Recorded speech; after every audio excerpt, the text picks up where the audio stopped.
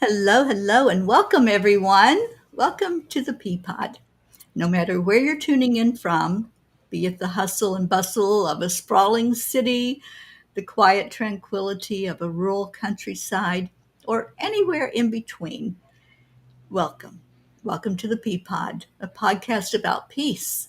I'm delighted that you've chosen to spend some time with us today. Imagine, for a moment, a world without constant conflict, a world where respect for diversity is the norm, a world where understanding replaces fear. I know it sounds utopian, but that's the world we dare to dream of, and that's the world we strive to build here, one conversation at a time inside the Peapod. Each week, we explore the theme of peace from various angles, from the philosophical to the practical, from the personal to the political. We engage with thought leaders, peace activists, scholars, artists, and everyday heroes, all of whom are united by a common purpose, the pursuit of peace. Here at the Peapod, we believe peace isn't just the absence of conflict, it's the presence of justice, it's the celebration of diversity, and most importantly, it's something that begins with each one of us. Thich Nhat Hanh said, "Every breath we take, every step we make can be filled with peace, joy, and serenity." So let's begin this journey, shall we? Whether you're seeking solutions or solace, insight or inspiration, you're in the right place. We don't have all the answers, but we promise to ask the right questions. So, welcome once again to the Peapod, your podcast on peace. And let's get right to it. We have wonderful, amazing guests today, and my co-host is my co-founder and co-director of 10 Million for World Peace, MarBeth Dunn. She's on with me quite a bit on the Peapod, so you all are getting very familiar with MarBeth by now. And MarBeth is a very beautiful, loving lady who is so dedicated to bringing in peace on earth. And I'm so happy to be involved with this mission with her. And we invite you to go to 10millionforworldpeace.org if you haven't already and join our cause, because on September 1st, we're going to be launching the 21 days of guided meditations to get us there. I want to also welcome Nancy Merritt. Nancy is a California state coordinator for the Peace Alliance, the campaign for a U.S. Department of Peacebuilding, and a member of the National and California Department of Peacebuilding committees. Sorry. Mhm. She's been involved with peace and justice issues, including issues focusing on issues relating to the American Indian movement and Tibet for many years. She particularly focuses on building a peaceful world for generations to come, including for her four amazing sons and their partners and her completely awesome grandchildren. Karen Johnson is one of two of the original founders of the Department of Peacebuilding Committee, along with Nancy. They work very close together, and I am just so honored and thrilled to have everyone that's here today. I'm going to bring everybody on right now and just say welcome, welcome, welcome. Yeah, thank you. Thank you. Yeah, Uh, it's nice to be on with all of you. It's good to have you back, Nancy. You've been on the Peapod before, and very happy to have you again. Thank you. I'm just so excited to get updates on what's going on. I get the emails, so I keep up with what's happening. But I'm very excited to hear anything that's new and how everyone can get involved. And for the listeners, please ask questions. If something piques your interest or there's something that you want to ask about, feel free to ask it in the comments and we'll address it. So, ladies, enlighten us. You want to start or should I, Karen? Yeah, I can start. We thought we'd just do a brief overview of what is the Peace Alliance, and then Nancy will talk more about the Department of Peacebuilding campaign that's within the Peace Alliance, and then see what kind of questions or where we want to go from there. So the Peace Alliance was founded around 2003, shortly after Dennis Kucinich dropped a bill for U.S. Department of Peacebuilding in the U.S. Congress, and that was in July of 2001.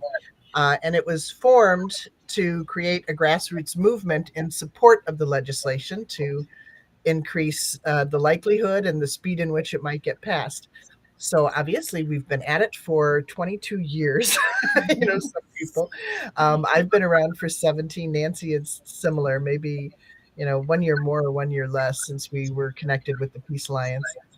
And so originally, we really like the idea that the founding members of the Peace Alliance had is while we're campaigning for a Department of Peacebuilding that would help bring about peace and create a foundation from which and a structure from which we can build it and maintain it over time, that we, the volunteers, the grassroots movement, would be practicing being the change we wish to see in the world. So exploring peace building ourselves and in our communities as we do so. So the Peace Alliance always had its intention to add more bills at some point in the future, and to advocate for legislation that increases peace building and reduces violence, and by addressing the root causes, which is what the bill now HR 1111 does. And we went around just with the Department of Peacebuilding bill until 2009, and then added another bill, which was the Youth Promise Act at the time, and and that was really somewhat like the Department of Peace bill, but focusing on certain zip codes around the country where youth were more likely than not to get caught up in the cradle to prison pipeline, and addressing those areas and trying to give relief and resources to the root causes of violence at the community and family level in those zip codes. And it ended up getting incorporated, some of the provisions incorporated in another bill. But around that time, then, as we were figuring out how do we advocate for two bills at once, we formed the Department of Peacebuilding Committee back in 2011, so that we could focus on that while other people were focusing on the Youth Promise Act. And we've always, that's my dog. He would be settled down as we're talking about peace, but if then he will go. But He's got a lot to say. Peace Alliance, and I will hand it over to Nancy now. Thank you. I don't know. Maybe your dog wants to say something first. Yeah. Yeah, let's see. As Karen said, this Department of Peacebuilding legislation is part of our founding history of the Peace Alliance, and I think the intention of both is to work for and create and embody being a beloved community, and bringing that idea of love and compassion and caring and empathy and inclusion, all that good stuff, to our own personal lives, and in the realm of community peace building and family peace, and peace in schools and internationally. So we recognize that there are root causes and root conditions, root causes to violence and root conditions of peace. And so that's sort of the overall what we're working for. And I can go into what the bill's about in a little bit, or whenever you want. But part of what Department of Peacebuilding, the campaign, does is we have cyclical actions. So we begin every year with a season for nonviolence, and promoting that. We do our spring and summer actions, and our Mother's Day Peace Wants a Piece of the Pie action, which we take pies to members of Congress and ask them to support Department of Peacebuilding and other legislation, and they love us for that. It's not necessarily a typical way to lobby, but it seems to be really effective. And then we do some summer advocacy, and in the fall, we usually celebrate the season for International Day of Peace by going to Washington, D.C. to advocate. And then we do Holidays for Peace action during December. So that's what we're doing. Right now we're in the midst of getting ready for our, actually we're returning for the second time this year to Washington, D.C. To advocate for peace building.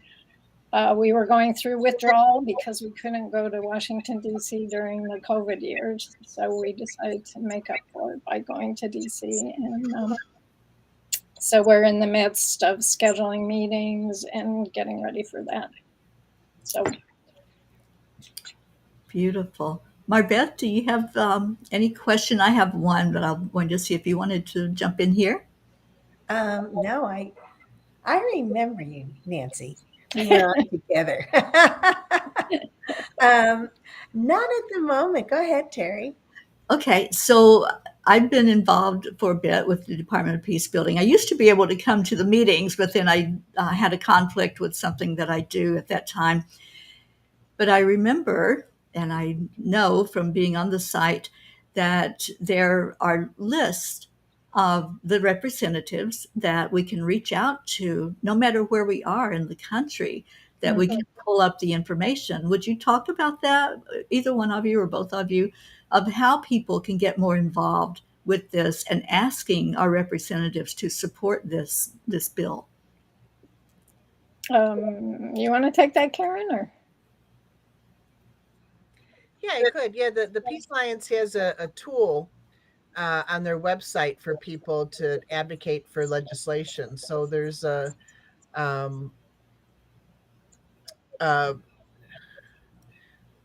we have a page for the Department of Peacebuilding campaign that is dopcampaign.org, or you can go through peacealliance.org and look at legislative advocacy, and there are other bills as well. And then you can click on a button and it will take you to a place that fills in some information about what you want to say to your legislators about the bill, and then you can adjust it for however you would like to see that,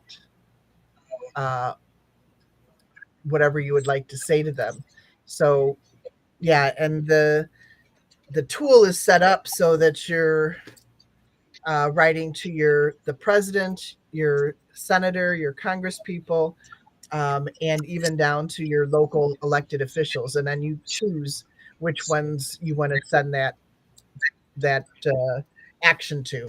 And sometimes we'll have, just like recently, the Peace Alliance will set out an email just about an issue about violence in schools, or I guess children having more mental illness now in the grade schools than they've had in relatively recent history, that it keeps increasing mental health crisis in our youth.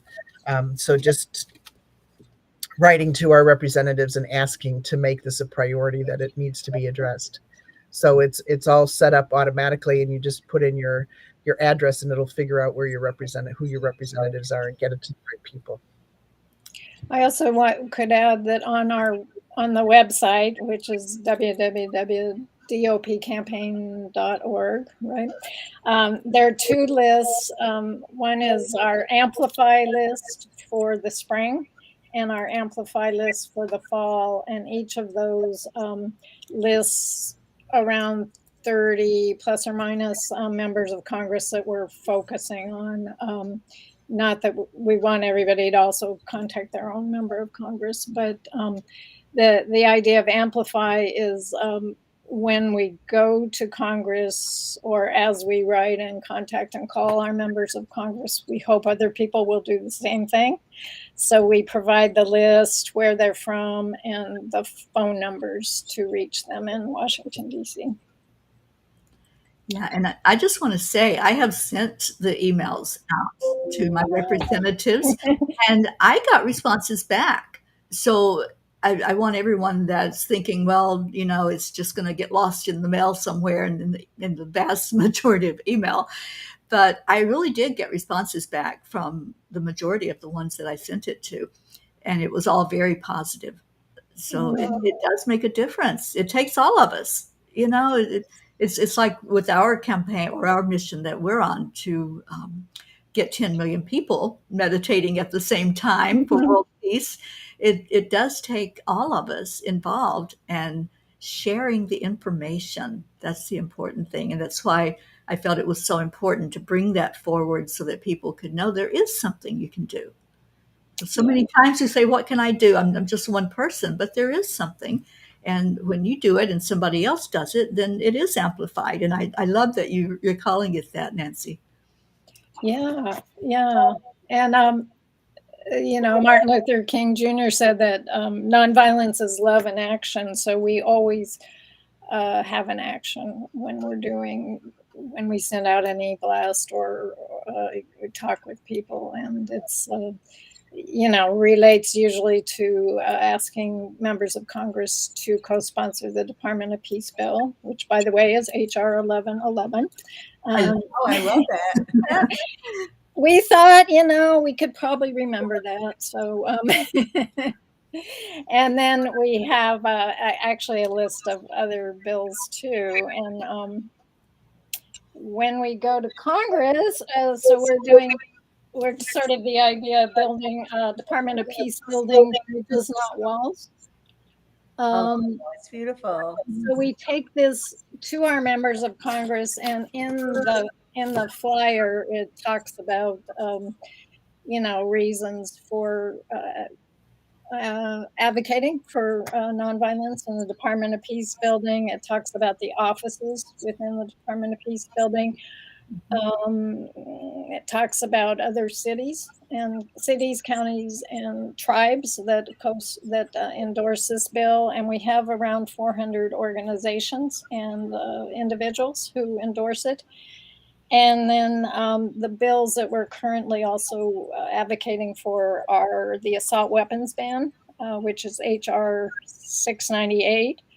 A commission to study and develop reparations proposals for African Americans, which is HR 40, an Office of Gun Violence Prevention, which is HR 1699, promoting resolution of the Tibet-China Conflict Act, which is HR 533, and the Women's Health Protection Act, which is HR 12. And all of these are on the website, so you can click and take an action relating to each of those. That's on the peacealliance.org? Yes. Beautiful. I just got back from Costa Rica, and that is a beautiful country where they gave up their army 70 years ago. And because they didn't have to put so much money into national defense, they were able to put it into education, into agricultural sustainability, and also into medicine. They have, free medicine program for all of their citizens. And I know, and you see a country like Costa Rica that has been able to do this, and they're sustainable, and it's a beautiful country. I know, yes, it's a lot smaller, much smaller population than we have here, and probably not quite as diverse. Here it seems as if things have been getting more disagreeable over the last several years since the 2016 election. Things have been kind of going down the tubes in terms of people being able to agree with each other and get along together.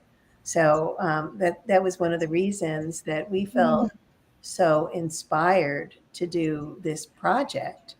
It's so important that we can put aside our differences and find the similarities that we have, the places where we can agree, and learn how to get along well together. It's so important. So important. We're also part of a group called the Global Alliance for Ministries and Infrastructures for Peace, which has the similar goals globe-wide. And one of their summits was in Costa Rica the year that Costa Rica changed their Department of, I guess, was it education or education and justice to a Department of Peace, education and justice, something like that. But so it's one of the few countries that actually has this at a department level, so a cabinet level. And to see, to experience the love that they have for the land and the respect, just Yes. treating everything with, so much respect and sustainability. It's just really wonderful. Yeah. No, I'd I love think to see that happen. we have a lot to learn from them, I think. I think we do. Yeah. I was incredibly impressed. Yeah. Beautiful. Well, we have 4 people sitting here, all dedicated to peace on Earth and making it a more peaceful world. So I just want to take a minute for us to think about, why do we think peace is possible? We know the world we live in, we know the conditions and what's happening, not just in our country, but worldwide. Why do we think that we can do this? Let's brainstorm that for a minute. Mm-hmm. Well, I'm going to talk about Nostradamus for a second. Yes, please. Yeah, because Nostradamus made incredibly nasty predictions, for all these horrible things that were going to happen on our planet for the last 400 years. But in the 1980s, there's a woman named Dolores Cannon who was a past life regressionist, and she was regressing. She was very well respected, very detail oriented. She was working with a client, and it turns out that the client had been a student of Nostradamus in the 1500s. And so she worked with this woman for a few months. And then the woman said, "Oh, the master is coming." And the next thing she said, "He wants to talk to you." So here was Dolores Cannon in the 1980s communicating with Nostradamus in the 1500s. I mean, it sounds so incredible. And so he basically told her he wanted to work with her and he wanted to set the record straight about all of his garbled predictions. He had to hide the meaning for most of them because it was during the Inquisition and he didn't want to be murdered. So he was a little cryptic, or a lot cryptic, about these predictions. But he set the record straight. She wrote 3 books with him over the next few years. And then he said, my predictions are very dire, but if you make it through the 1900s, mankind makes it through the 1900s, in the 2000s, people can realize that their minds can be joined. And then when they learn how to join their minds for peace, they'll have 1,000 years of peace. We have that possibility. So I thought that was amazing. Yes. What a beautiful prediction. Yeah. Yeah, thank you. I hadn't heard that. I like that because I have studied Nostradamus, and some of the predictions were troubling to me, and I wondered if some of them could actually be warnings that if we continue on our current trajectory, this is where we're going to end up. But can we shift the things? That's kind of Well, the that's what thing. he So was that's what saying. I'm hoping. That's what he was He's saying saying. yes. We can shift it. And that's, why Teri and I are so inspired about our project, because it is about minds joining with the positive intention. And anybody can do it, just 7 minutes a day. You just give 7 minutes. Let's meditate together. Let's set our intention. Let's really see and feel this beautiful planet. The leaders suddenly becoming collaborative and open and desiring peace, and just opening their hearts for a different way of seeing things. So that's why we're doing our project, and I love what you ladies are doing too, with such dedication. how many years have you been doing this? This is amazing. Long time. Still, they persisted. But you have a vision and you're seeing it and you feel it and you know it's possible. So Yeah. I just totally honor that. I think it's just so beautiful. Well, so the Department of Peacebuilding, at least for me, represents a way, one path of many paths, to be able to achieve this kind of culture, and learning the policies and techniques and practices that work, where we'll all listen to each other and hear each other, and respect and honor each other. It's really broad. I thought maybe I'd read the offices within that department. Peace education and training, an office for domestic peace building activities, an office for international peace building, an office of technology for peace, arms control and disarmament, peace building information and research, human rights and economic rights. And then it also includes a call for a U.S. Commission on Truth, Racial Healing, and Transformation, and a commission to study and develop reparation proposals for African Americans. But for me, the core one is teaching, and teaching our children and ourselves the different techniques that work. Teaching ourselves about meditation and dialogue and social emotional learning and restorative justice, restorative practices, and so many other things. And it to me, that's where it begins, and we can go out from there.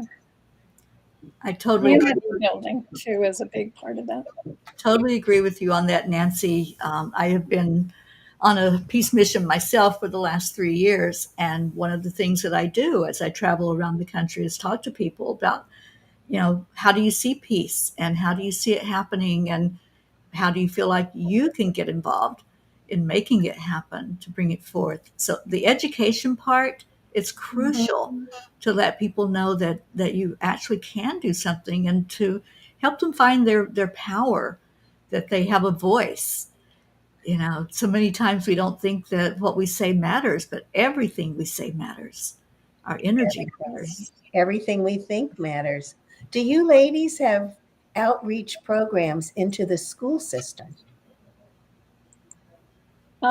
Conflict resolution, or Yeah, I mean, yes.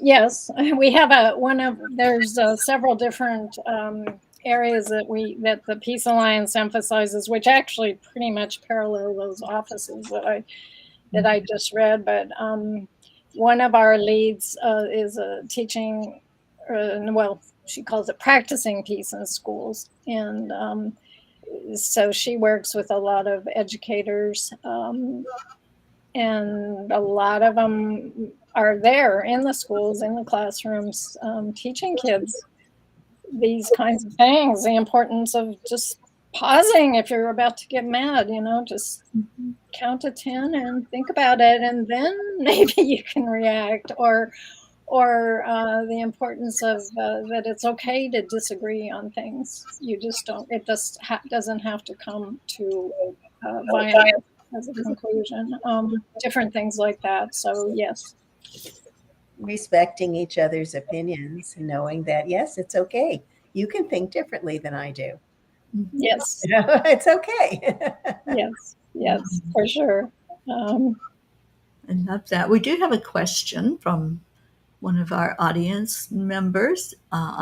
We call her Auntie Jean Loriot, very wise woman. And she says, I believe we can bring peace because of groups like yours growing and making all of us aware. You also show us how to take some action. If you ask all people a yes or no question, would you like peace? Everyone would say yes. Do you know of groups like this? And all of a sudden, I can't see the rest of it. So let me go here. Do you know of groups doing this in other countries?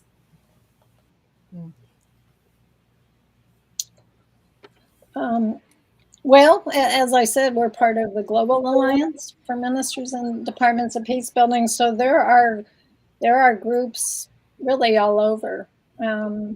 Just recently, Colombia is part of their national policy to have a Ministry of Peace and to work directly with the schools. In fact, they have the idea of paying kids to work on peace building projects or programs or internships. With people in Canada, different parts of Africa, Europe, so all over. I think there's seeds of this going on.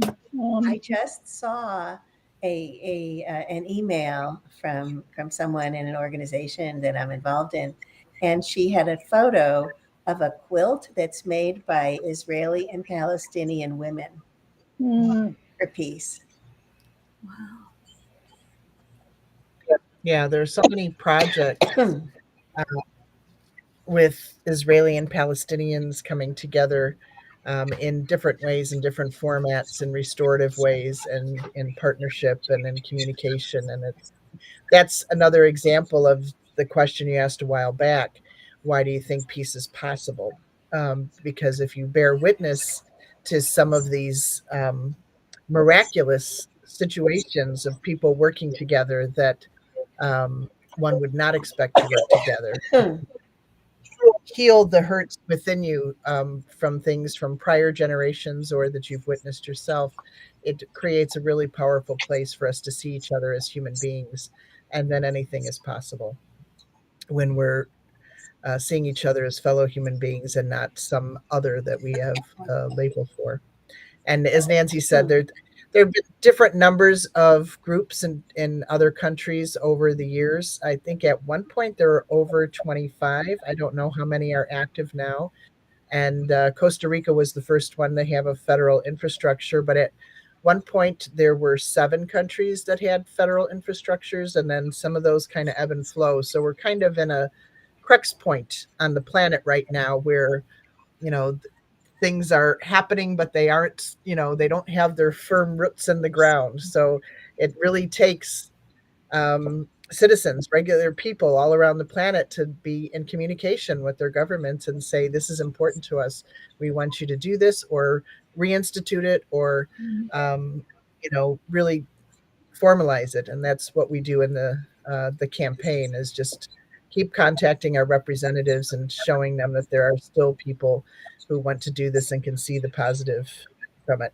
And we didn't touch on the history of the Department of Peacebuilding before this certain bill, but this idea has been in our country since our founding fathers. There was a plan for peace in the 1790s. Am I remembering that right, Nancy? It's been a while since I spoke about that. But yeah, so it's been around for quite some time, and all through history, people have carried that idea of having a cabinet level secretary of peace, which is, of course, in this bill, and advocating for that we need that seat at the table when there are conflicts brewing on how do we address it where peace is the our end game, and not just destruction of the other. So it makes a big difference when you're creating your plan. Yeah, I understand that Marianne Williamson is campaigning for a Department of Peace. Yeah, she's been advocating for a Department of Peace forever, for a long time. So yeah. Yes. But I don't know of any other candidates that are.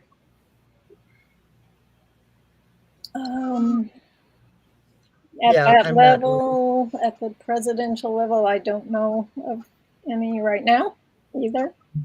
But she also has the idea of a department of, I think she's calling it children and youth, which I think is also a good idea.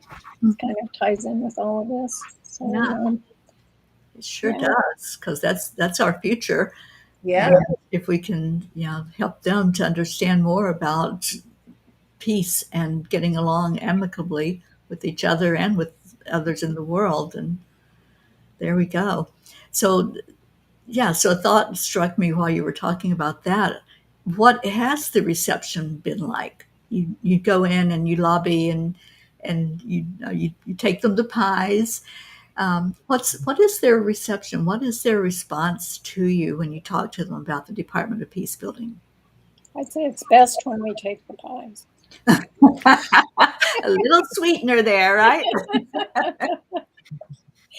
I'd say it's everything. It runs the gamut you know, from right to left to up to down to, middle ground. I think that's our challenge, is trying to get to the idea that peace is not a partisan issue, that peace impacts all of us. There's no family I know, no person I know who hasn't been impacted by violence in some way or another. And just on the economic level, it greatly impacts our country. We get some offices where we've been like so many times, and some offices, even their legislative person has changed from one office to the other, to a different person's office, and they'll go, "Oh yeah, I met you when I was working for so and so, and we really thank you for keeping up this effort." And then other offices are sort of like, "Oh well, nice seeing you, bye." So everything, I think. Karen, maybe what are some of the reactions you can think of? Yeah, I agree with what Nancy has said, and I also can see over the years, again, because we've been doing this for 17 years. I think some people have been doing it for 19, with the under the Peace Alliance umbrella. Um, that the responses have shifted over the decades. At first, it was a new idea, and it was shortly after they formed Homeland Security. And there was just a fatigue among representatives in the offices about forming another federal department. So we don't hear that anymore. And initially it was about, we don't want more government if we were with more conservative representatives.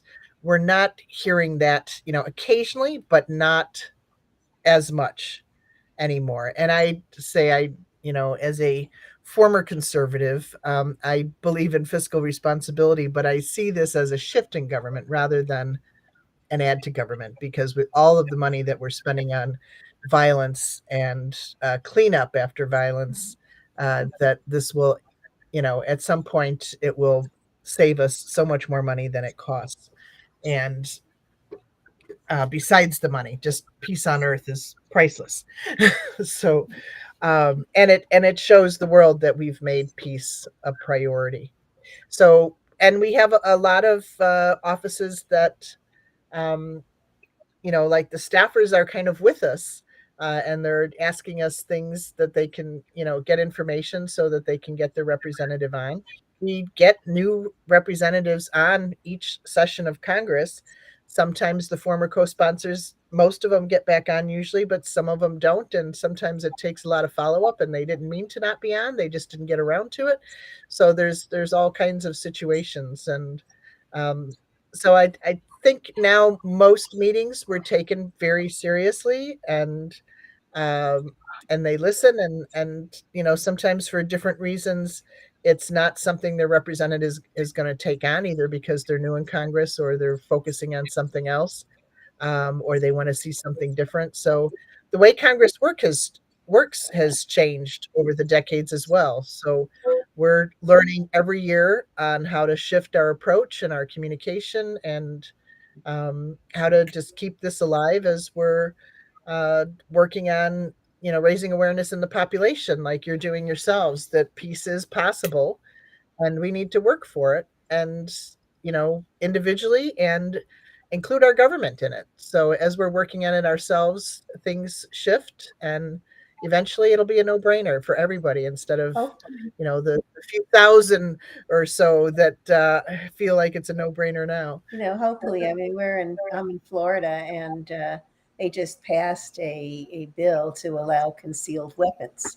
I lived 5 blocks away from Marjorie Stoneman Douglas High School when the massacre happened. I'm an empath, and you know, Mm. it was very intense. Not, I mean, I was sending love and peace when it was happening, but it was when the kids came back to school so traumatized, I could not breathe. I was feeling all of the fear, all of the angst. And they have a center that they opened fairly recently here called Eagles Haven, for the people that were impacted. And just the ripple effect of something this horrible, people's lives are just devastated.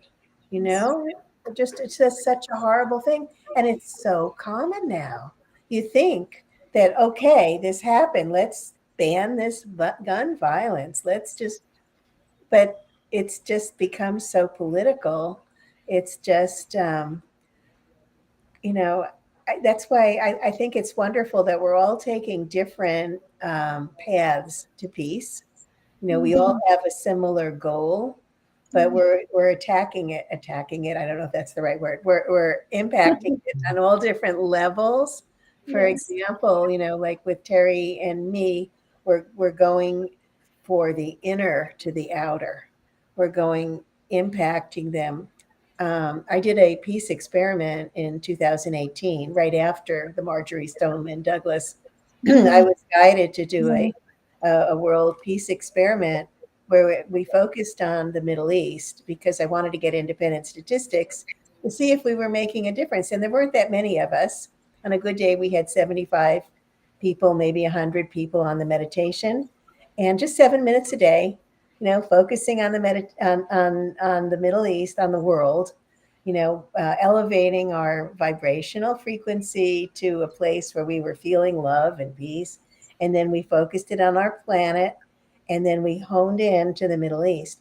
And we had independent statistics that showed the level of violence dropped during our experiment. It dropped over 20%. That's pretty impactful. So that's kind of the inspiration of what we're doing now, because I do truly believe that when minds are joined, and we can make a difference. And there have been a lot of different experiments, people that went physically to Washington, D.C. With the Transcendental Meditation movement. Dr. John Hagelin is a quantum physicist, and he set up all kinds of parameters to see that it was just the meditators that made the difference, and their violence dropped over 20%. And they went to Israel during the Lebanese war, and the violence there dropped. It's pretty amazing. But you don't even have to be there in person. You can just extend that peace because all minds are joined. So I love what you're doing because you're taking that physical action, and I love what we're doing, and I think it's just so complementary that we're working together side by side. Yeah, thank you for the work you're doing. It's so important on every level, like you say. And even the Dalai Lama's like real interest in mindfulness and science, seeing, which is kind of what you're doing, is measuring this kind of stuff. Yes. So I think we're more and more becoming aware of that level of connection that we have. And, yeah, it's just really important. And I think when we go to Congress, some of them really get that right away. And others are just like, oh, I'm so busy. I can't, that's not something I want to deal with. And I don't know how many bills there were in the last Congress, but it was somewhere between 8 and 10,000, I think. So you can imagine it's hard to get people's attention. And it also takes courage, I think. It takes courage to stand up for peace. And tenacity. Yes, courage, tenacity. I think another thing we often get is the military. What about the military? What about, how do they feel? And we've had a lot of firsthand experiences with military people. Usually the higher up, the more empathetic or sympathetic they are with how important peace building is. And we even had one story of when some of our folks were in Congress one time, got on an elevator. There were several Department of Peacebuilding people and several highly decorated military people with ribbons all over them. And one of the one of the military people turned to our people and said, "Well, why are you here?" And everybody sort of went, so somebody said, "Well, we're here to work for a Department of Peacebuilding," and it got very, very, very quiet. And then this one general turned to our group and said, "Hurry, hurry." Yeah. So I think on that level, one of your callers said something about everybody wants peace. I think that's true. Yeah. Yeah. Well, I think we have time for one more question. And you have a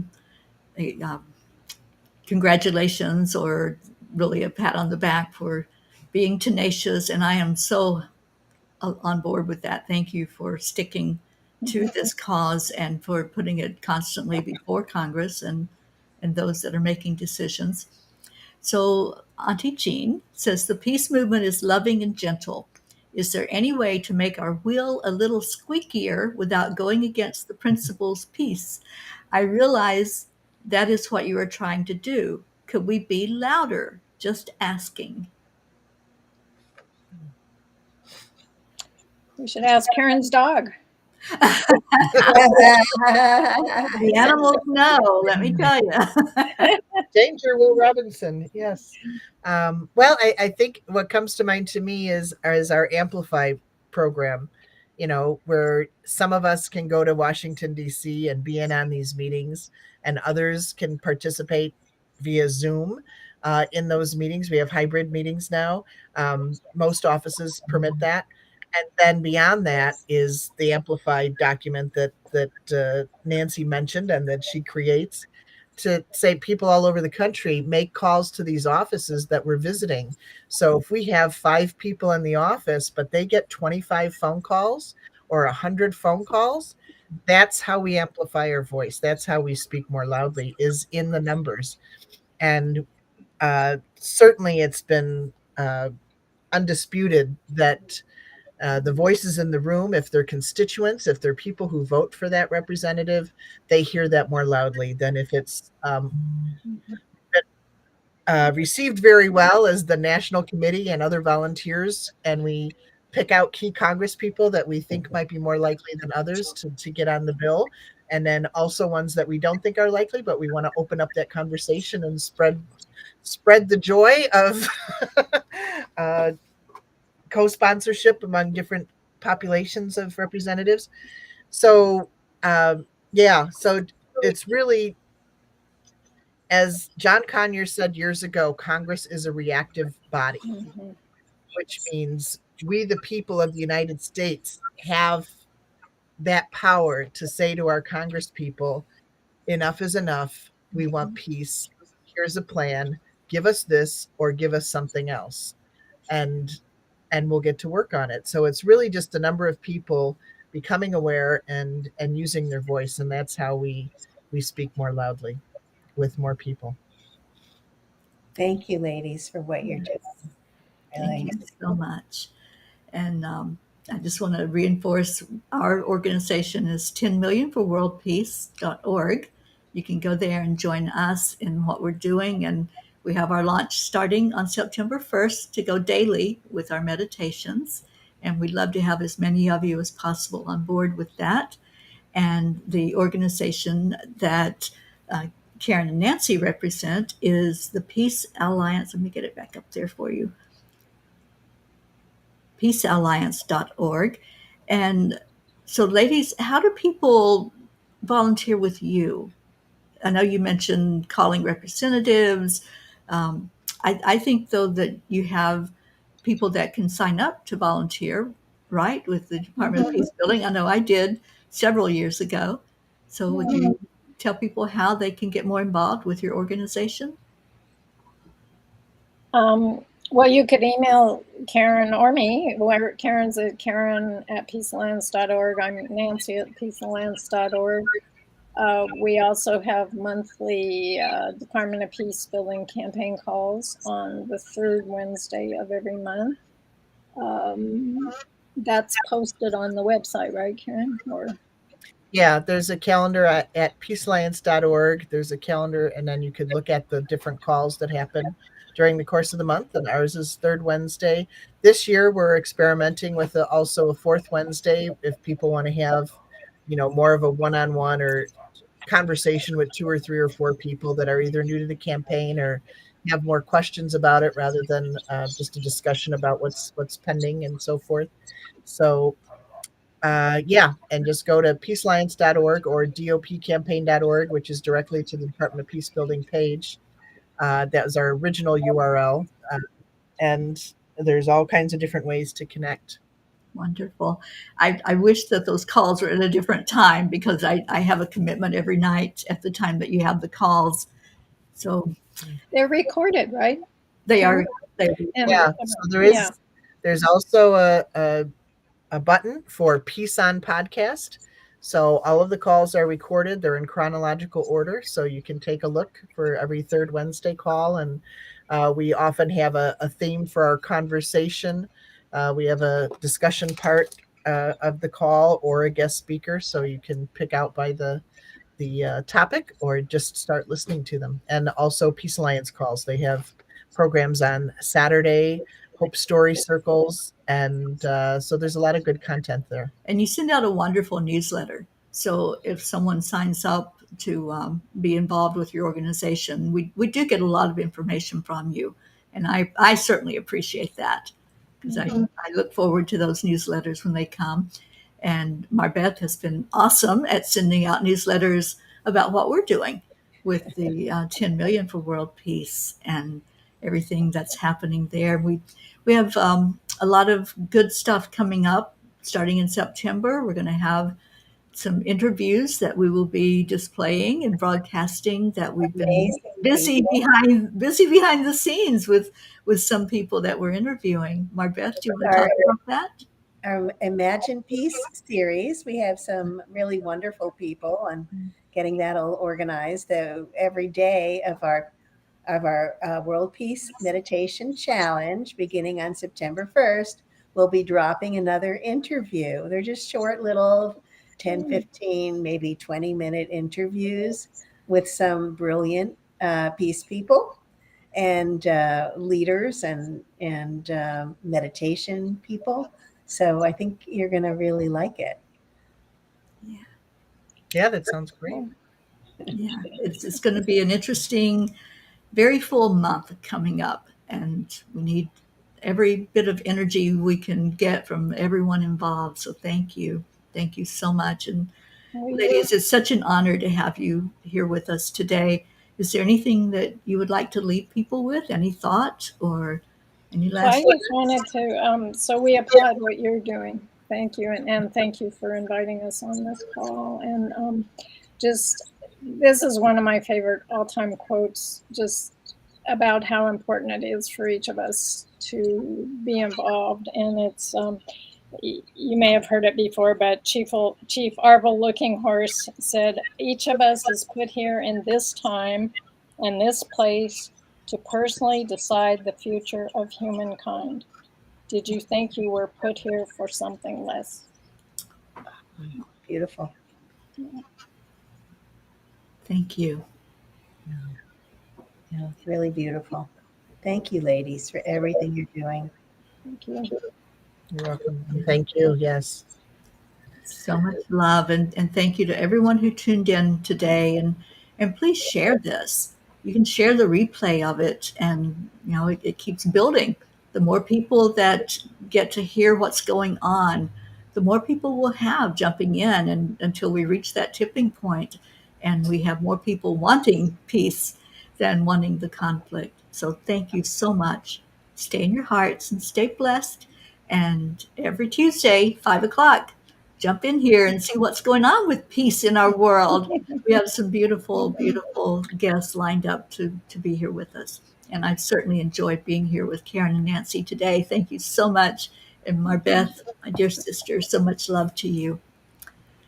So We will see you all next week. Take good care. Bye, everyone.